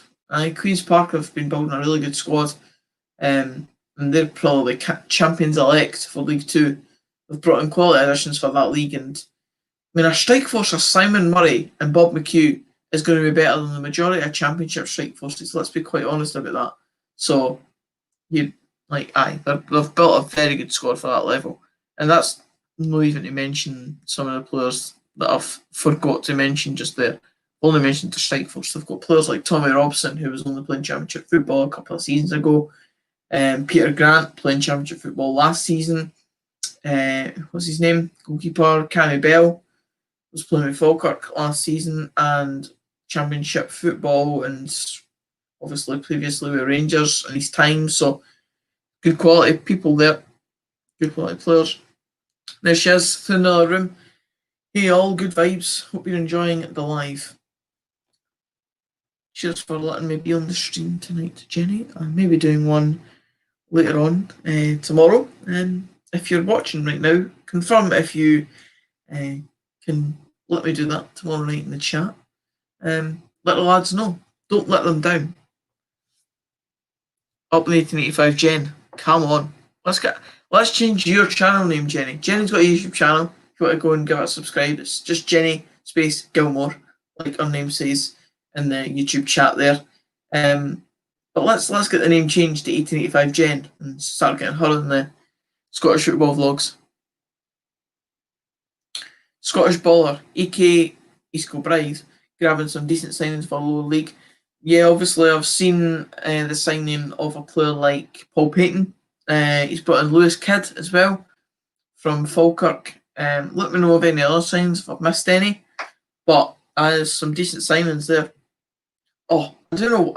I know one more, but I can't remember who it is. Is it Chris Erskine? Is he? He joined it. I believe it's Chris Erskine. That was another player that signed for East Kilbride. If you know any of your mates that want to come and join the stream or would be interested at least, then pop it on your social medias, lads. We're kind of dropping the numbers here. I can understand, obviously, as times wear on, people are just dropping out. But, fair enough. Of course, you can watch tomorrow too. I'm working anyways. You're not working at night, so you'll be back and then I'll be streaming. So you might never see me tomorrow. That's the only problem with that. But if you don't want to see me, fair enough. Do I think Dunfermline will do well this season?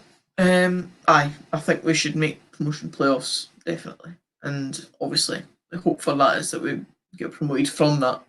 It's hard to get promoted through the playoffs, but I'm confident in the squad we've built. It's got good quality throughout. And he confirms there, and they signed Erskine.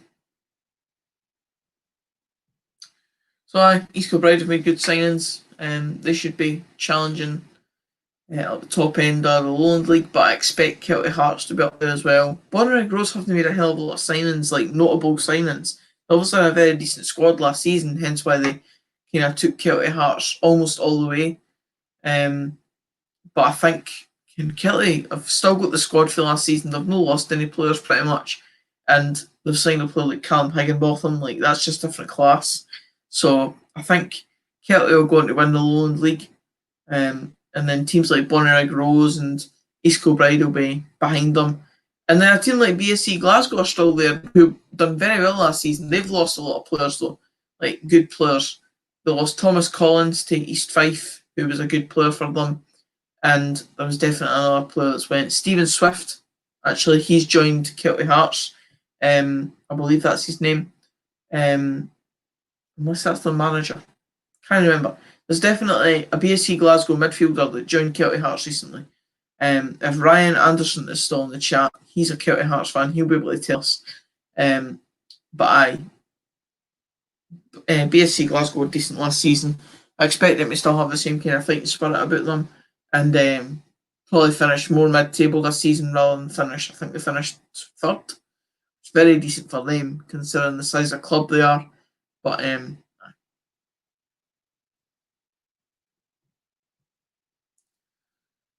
this has got to let you have your football for the week since the weekend is all about me. Hey, it's her birthday at the weekend, lads. So if you want to drop a few kind of happy birthdays for this weekend for Jenny, please do. She's been very nice and letting us do the streams. So there you go. Substitution for Celtic coming off number 11, Patrick Klamala. Coming on number. What number is he? I'm going to say 27. 10. Alvin Ayeti. The guy that I'm going to sub in this weekend in my fantasy team. Well, after this weekend's games. It's not Ryan Anderson, it is indeed Ewan Laurie with the update. Scott Hooper joined Celtic from Peterhead. Well, it's not the signing that I was talking about. But aye, that's a good signing as well. There was a signing that Celtic Hearts made very recently, a BSC Glasgow midfielder. I swear on my life. Jenny, if you're still here, happy birthday, Jen. Happy birthday, Jenny. Happy birthday, Jen. There you go. You're getting the love. Can't believe she's sitting through watching it in the living room. Like, we're sitting watching anything, and she's sitting watching me in the other room. Pointless.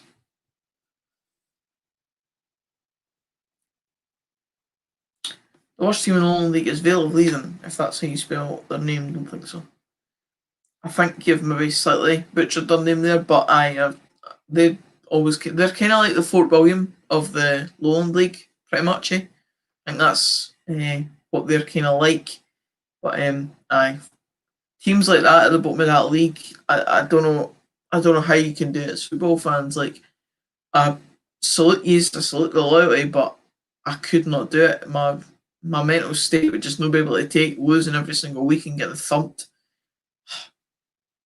Especially at Fort William, like, maybe fair enough to them, like, maybe it's like that small catchment area that Fort William's like the only team that you could really support if you're interested in football in that area. But to watch your team get beat every week like that, I don't know if I could. Like, be the underdog every week and rebel in that, or revel in that sort of attitude towards football. But it's a tough watch, that, like. Thanks, guys. Last series of being a teenager. Yep, Jenny's going to be older than me. Oh, did I really put this comment on screen? Jeez, oh. Anyway, off to wash the dishes and start packing for this weekend. Maybe I'll pop my head in the live for a while. Enjoy the rest of it. Obviously, I didn't know how to put that comment on screen because, I don't know, the stereotypes of women, etc. She enjoys doing the dishes, just saying. That's no because I'm too lazy to do them. She likes doing them. That's just how it is. EK's two best signings are Erskine and Matt Smith, my college PE teacher. Who's Matt Smith? Like, I've never heard of the boy. I would surely assume that a player like Paul Payton or Lewis Kidd is a better signing than Matt Smith?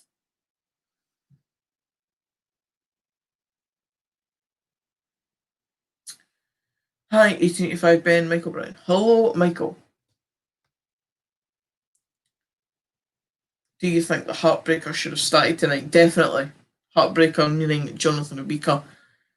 Maybe Jim Goodwin was looking at in a case that he knew Celtic were going to have the majority of the ball and he was going to have to bring back players to defend a lot and he wants more pace on the break. So maybe Ken Jonathan Obika isn't the best for that. But I don't know. I would have still had Obika playing. He's a good target man to pump the ball up to. You could have still had that outlet and you would have had height at corners as well. So I don't know. I probably would have had him in, to be fair.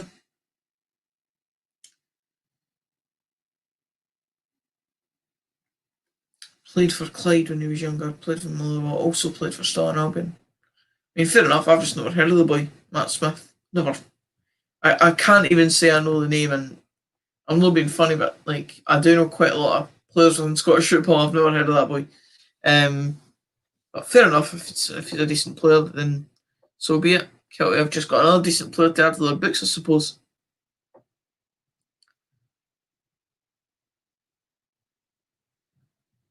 Scottish baller. This Scottish baller boy knows ahing. I mean nothing. Is that like slang or can nothing in a different accent? Wouldn't know. Someone's saying, "Do you mean Matty Smith from Dundee United?" Do you mean Matty Smith? I don't know. Celtic have got a free kick here. Christie swinging it in past everybody. Brilliant, Ryan.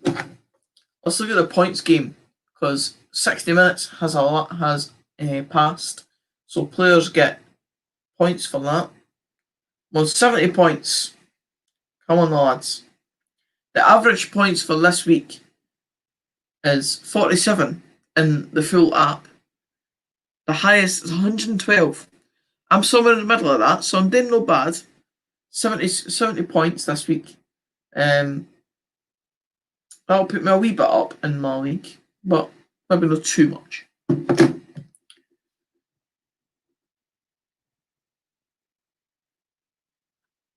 Cheerio, Jane. Comment when leaving her for a lift for the first. Aye, aye. When I left for the first Dundee derby, when I set a like target. Well, I asked her to set a like target, and it was 113 likes. I think she said that video now currently sits on like almost 2k likes. I think. Mental stuff. The good old days when matchday vlogs were a thing. Like genuinely, lads, right? Let's have a wee kind of COVID chat here.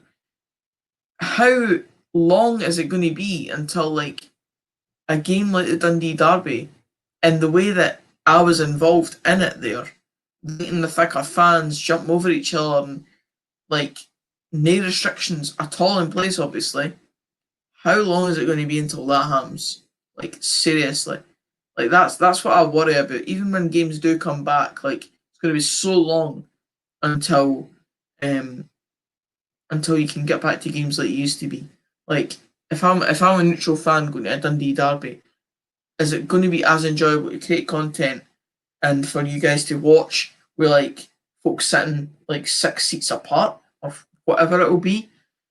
It's just never going to be the same for ages. Like there's going to be restrictions in place for at least the full of this season, and who knows after that. I just find that mental that like there's videos out there like the Dundee Derby etc. and like I just can't picture when that'll ever happen again. It's mental to think. Like I personally right when I'm at Dunfermline games, I'll never look at the Northwest stand the same ever again. But yet he's in the box here. Oh, call for a penalty for Celtic. Yet he went down in the box, but I think Zlamal got the ball to a 30 him. And yet he was in the box, so there could have got another goal. His goal to game ratio could be like outstanding because he's coming off the bench in the majority of games and he's scoring every time he's on the pitch. He's still got time to score in this game. Colin Ritchie, breaking news, none got over the halfway line. Screenshotted that. Well, Ryan Christie in the box, that's a penalty. That's a penalty. Ryan Christie wins the penalty. I get points for that in my fantasy team. This boy, man of the match performance of Ryan Christie here just when he needed it. He was out of the team at the weekend, which I was a bit gutted for, but he's back in the team and he's got 2 assists. He's won a penalty. He probably will only take the penalty, but will odds on Edward. If it's one of the 2, I'll be happy. If it's Albion and Yeti, as I said, his goals to game ratio will be going through the roof at this point. Who's taking it? I can't see. It's Edward. Come on, lad. Come on. Captain of my fantasy team. Captain. Score. Zlamal saved it. Zlamal has saved it. Wow. Wow. Good save. Well, I'll wait and see the replay to see if it's a good save. Nah, bad penalty. He's put it in a perfect spot. If Zlamal goes the right way, he's always saving that. But he saved it nonetheless. So, St Mirren are technically still in this game, even though, as Colin said above, they've barely been over the halfway line. But at 2-1, the game is always up for grabs. So, wow. Comments gone mental with the penalty, and then didn't even go in. Odson Edwards having a stinker, by the way. Had that chance in the first half where he was through on goal. And then, it's not been his night. I hope the boy doesn't get dropped because you can't drop him, surely. It's Edward. Like, the boy's going to be out the door if you start dropping the boy. Lewis Adam. Zlamal, I love you until he goes back to Hearts. Scottish baller. Edward is not a penalty taker. Best one was Sinclair and he left. I don't know about that, like, I don't know. Edward's a quality player. He's good for any position. He's scored a plethora amount of goals for Celtic. You can't really say he's not a good penalty taker. Unless there's stats to back that up where... Pardon me again. Unless there's stats to back it up where he's missed a lot of penalties and stuff like that, but I don't personally see it being a case of that he's bad at penalties. I just think this has not been his night at all. Callum McGregor passing to James Forrest and St Mirren clear. But straight back to Celtic. Again, St Mirren really struggling to get over into the Celtic half and impose any sort of threat. Lee Irwin's just a thankless task running up and down the pitch there. Junior Marias is still out there, but he's not doing a hell of a lot. Certainly not playing striker. It's not been obvious. Like, St Mirren are playing that game where they're trying to get them on the break if possible, but with the fact that they're having to camp every player in their own half, it's just never going to happen. They're never going to get a situation in the break because they've just not got the players up front to be able to make that break. So Forrest's had a good game. He's getting involved in the attack a lot more. He's been criticised at the start of the season, Been criticised for his form and that, and the fact that Lennon keeps picking him and stuff. I looked at the starting 11 kind of thing on Twitter when it was released to Celtic's Twitter account, and it said a Yeti dropped. Like, a couple of folk were saying like stuff like a Yeti dropped, but Brown and Forrest stay in. Lennon loves a favourite and stuff like that. So he's obviously getting stick for being that kind of like manager's favourite type player. But he's been in decent form, and obviously he's scored the goal. Scored the second goal for Celtic, which could prove to be the winner for them. So you can't really argue with that. And he goes on to add than usual. He's on better form than usual. I get what you're saying. Double change coming for St Mirren here, and it looks like the heartbreaker, Jonathan Obika, is coming on to the pitch. St Mirren actually deleted that tweet, a heartbreaker tweet, which I found a bit of shambles. Just keep it up, own it, lads. But it looks like Obika's coming on and Cham for Celtic as well. So maybe Scott Brown will come off, or Callum McGregor. Who knows? We'll wait and see. But for now, Celtic have it on the right hand side with Forrest. Going to get a cross in, but it's a horrendous cross and out for a goal kick. 10 minutes left in the game. It's been a pleasure having you on tonight, lads. Obviously, we've still got 10 minutes left in the stream-ish, so there's still a chance to get on with it.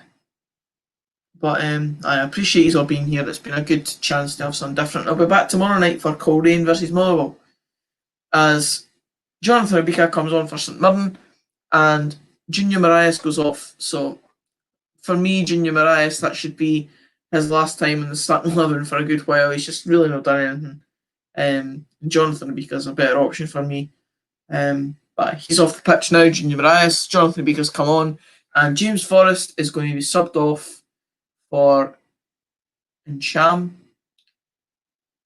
And Edward is going off for Frimpong. Shambles, Edward. Who? Shocking. Captain, and he missed the penalty. You actually lose points if they miss penalties. Folk in the replies like, Fantasy Scotland have put out this tweet, penalty saved, Zenit Flamal, penalty missed, odds on Edward. And folk are replying saying, he's treating my triple captain with disdain, not good enough. Oh dear, triple captain, bad times. FFS. Loads of folk just no enjoying it. Obviously, a lot of folk will have Edward in their team, and a lot of folk had him triple captained for this double game week, because obviously Celtic had 2 games in the triple game week, so a lot of people had him triple captained, and the fact that he's went on and had a stinker of the night really doesn't help people. Jonathan Obika, garbage shot really there, but got a shot nonetheless. First shot for St Mirren, God knows how long. Rory DFC, hello Rory. On the Pars.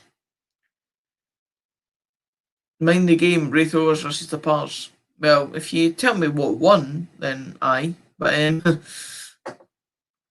there's been plenty. There's been obviously your 3-0 win a year now, well, start of last year, which fair enough, aye. It was a decent enough performance to use, and bad for us.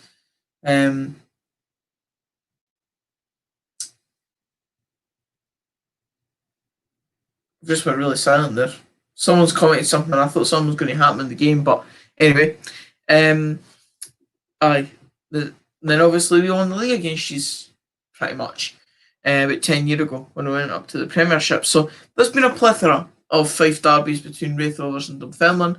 If you could specify which one you mean, if you're a Wraith Rovers fan, you probably mean one of the ones you won, but let me know. Peter Mackay, brilliant stream tonight, Ben. Cheers, Peter.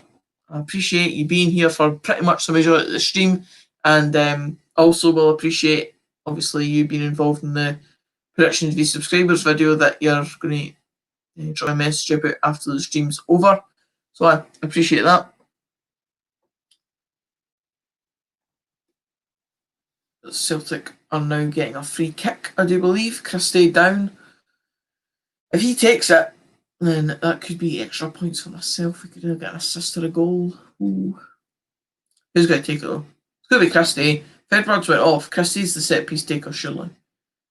Forrest isn't there. It's going to be Christie.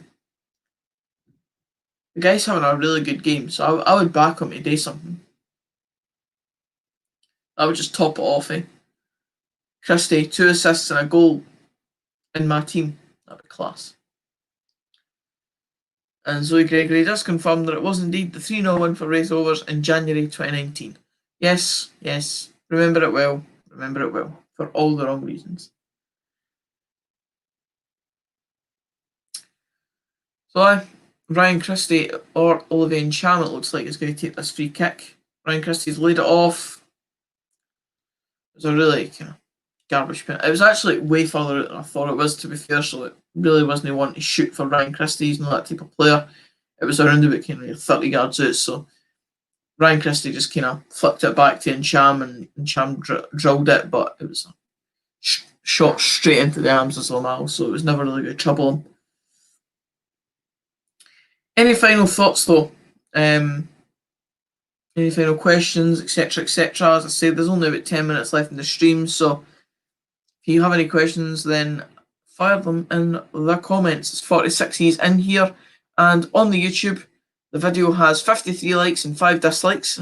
Unfortunately, the 5 dislikes, but if you are in this stream and you haven't liked the video yet, please do.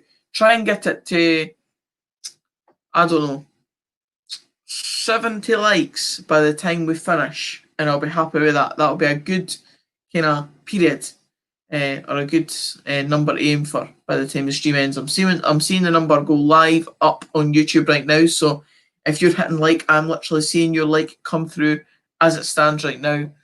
So get them in, lads. Only takes 2 seconds to hit the like button, and it means a lot for the growth of the channel, etc. So I imagine the majority probably would have already, since you've been here for so long. The ones that have been staying for this long are the loyal bunch of the channel. But if you're still here and you haven't hit the like button, we're aiming for 70 likes. We're on 56 at the moment, 58 now. Let's get 12 more at least, and I'll be a happy man going to bed tonight. And I'll definitely be back for a stream tomorrow. So, Rory DFC. Ben, do you know I have the ball at Martin Hardy scored the free kick against Wraith to get the promotion? The ball got kicked out at the end of the game to where I sat and we just took it. Is that true? Really? Like, it's quite a find. You should get it signed, man. Like, if that's true, you should get it signed, and like, it's obviously a rare item if you still got it, obviously, but like that'll be worth a good amount of money if you can obviously really prove that it is the actual ball. 11 more likes, people. Come on. Come on. We're getting there. We're getting there. Fergus Anderson says 60 likes now. Right, 60. 10 more, lads. Come on. Motivation. 49 is in here. Surely not every single one of you has hit that like button below. It only takes a second of your life, as Richard Tate puts in a terrible challenge on which he's got a yellow card for. In my opinion, if that's like, he's got away with it slightly, like it was a rash challenge, but probably just worth a booking at this point in the game, I think. Now this is an interesting one. It involves St Mirren. Mihai Popescu going to Hearts, previous St Mirren defender on loan, and St Mirren fans were really they really liked Mihai when he was at the club, and now he's going to join Hearts potentially. There's been rumours, heavy rumours of it, and from reputable sources as well.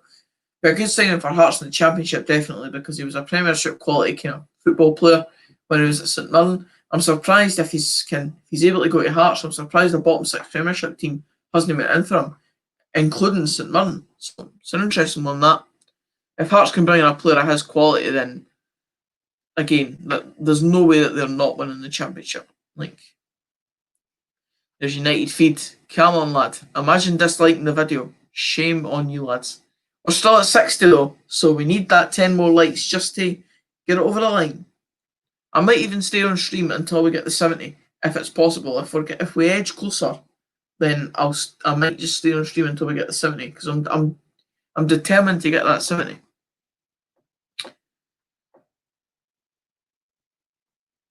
I saw a thing there. Oh, aye. Rory said that he sent me a photo of it on Instagram. The ball. Oh, St Mirren had a chance at the edge of the box there. They should have done better with that. Should have done better with that. Had a free pop at goal and they allowed a Celtic. Oh, nah. Shaughnessy no claiming for it. Went down the penalty box, but wasn't enough for a penalty really. He never even claimed for it, so that's when you can that it's not really a penalty if a player doesn't call for it. So there it is, lads. That is the ball, apparently, that Martin Hardy scored with in that game against Wraith. It's got all the scuff marks on it now, obviously. that could obviously just be genuine scuff marks from playing with it. But if that is the ball, that is a class item to have. And you can get stuff signed by Martin Hardy. If you want, I can put you in touch with somebody that can get stuff signed by Martin Hardy. If you want it signed by him, I can get you it signed. Because that would really top it off, especially if you don't use the ball. If you use the ball, then it's kind of pointless getting it signed. But if you don't use it and you just keep it for the sentimental purposes that it has, then I would get it signed because that is like a class item to have. If Obika scores, play Tequila. Who cares about copyright? That's a class chant, to be fair. I can play the chant on because I've actually got it on my Instagram.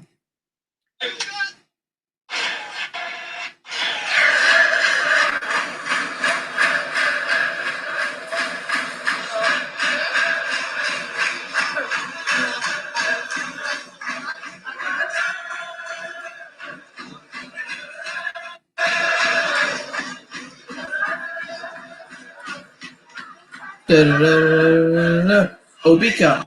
There you go. That's a class chant. You can't say it's not. Like when I was at that St Mirren game, I laughed when I first heard that. Like it was just it's a funny chant, but it's class. It's just one of those things that you just love football for. We're on 64 likes, lads. 6 more likes. Come on. 6 more likes, folks.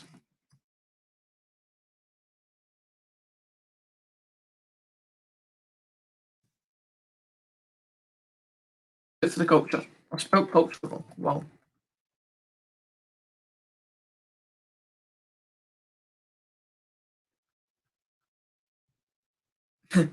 And Fergus Anderson saying he's not even scored. I know. I was just playing the chant. I was just making. I was giving credit to a good Scottish football chant. Right. That's all it was. Celtic are on the attack here. Ryan Christie. Oh. I was kind of going a bit more into it there for Ryan Christie because, again, as I've mentioned plenty of times, he's in my fantasy team. It's been a good night for my fantasy team. Ryan Christie getting an assist for the 2 goals, and it's just been a good night for them. Fergus Anderson, nah jokes, a good chant. Aye man, it's just one of those. It's one of those things in Scottish football. It just makes Scottish football what it is. It's brilliant. So we're into about the last 5 minutes of the stream. Game's got 1 minute left to go, and it's still 2-1 Celtic. And it's 53 of yous in here right now. The numbers have went up in recent times. There was about 39 at one point, so the numbers have risen a wee bit since, risen a wee bit since. I appreciate a lot of yous being here. Ben Odlin, what's the dream position for the Pars to end this season? I would say dream position is clearly first, but realistically, I think Hearts will win the league, so dream position is obviously second. I think we're good enough to be there, but there is good competition in the Championship always, so Fergus Anderson says 70 likes. 71 likes! Come on, lads. Come on, lads. You can't argue with that. Brilliant. Brilliant effort, lads. Back again tomorrow.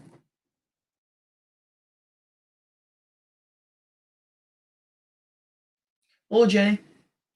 Come in. It's the last few minutes of the stream. Just sit your behookie down there.